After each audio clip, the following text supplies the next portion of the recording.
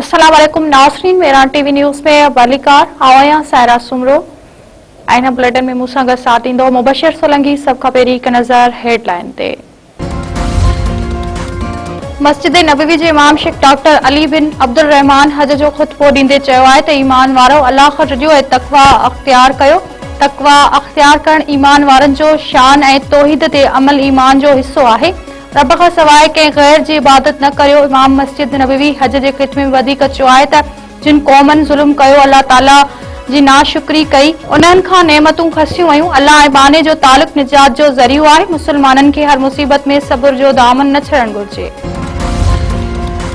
पाकिस्तान में ईद उल अज़हा सुभाणे मल्हाई वेंदी। मालपड़नि में कुर्बानी जा जानवरनि जी ख़रीदारी लाइ वक़्तु घटि रहिजी वियो। ख़रीदारनि पारां अमन पसंद जानवर ख़रीद करण जी कोशिश तेज़। जानवर महांगा हुजण सूंदाऊं वापारी बेमुनासिब अघु न मिलण जी शिकायतूं करण लॻा। कासाई पंहिंजा औज़ार टेस्ट कराइण लाइ निकिरी पिया। नवनि औज़ारनि जे विकिरे जी तयारी में इज़ाफ़ो। कुर्बानी जी ईद मौक़े ते बारबेक्यू लाइ इस्तेमाल थींदड़ लोही, शीखुनि ऐं कोयले जी विकिरे में भी तेज़ी अची वई। मसालनि, टमाटनि, बसरनि, अदरक ऐं थूम जूं क़ीमतूं बि वधी वयूं।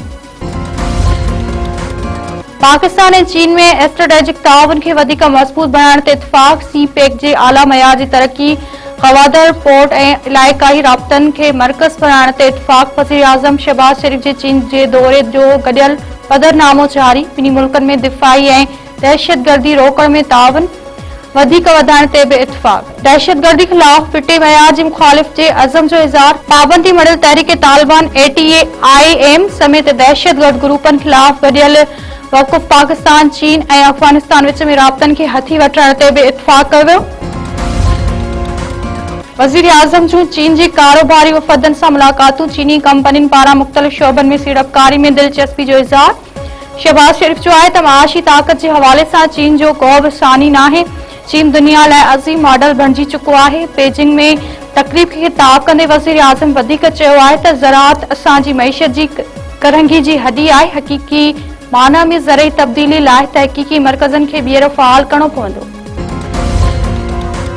ईरान जे सुप्रीम लीडर मुश्तबा खामनई चयो आहे त खिते जा मुल्क हाणे अमरीकी अॾनि जे लाइ डाल न भणबा। ईरान अमरीका खे सख़्त चमाट वाहे कढी आहे ऐं दुश्मननि खे हदफ़नि खे नाकाम बणायो आहे। हज जे मौक़े ते पंहिंजे पैगाम ईरानी सुप्रीम लीडर वधीक चयो आहे त सियोनी हुकूमत ऐं इसराइल पंहिंजे उमिरि जे आख़िरी मरहले खे पहुची चुका आहिनि। मुस्तक़बिल मुस्लिम उम्मत ऐं नई इस्लामी तहज़ीब जो आहे।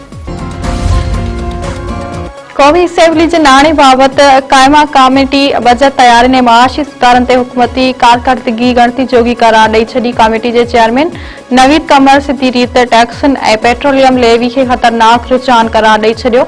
नवीद कमर चयो आहे त टैक्स नेट वधाइण बादरां अवाम ते इज़ाफ़ी भार वधो पियो वञे। FBR 10 महीननि में 608 अरब रुपयनि खां वधीक टैक्स शॉर्टफॉल पूरो न करे सघी। हुकूमत 10 मई ताईं बजट स्ट्रेटेजी पेपर जारी करण में नाकाम वई आहे।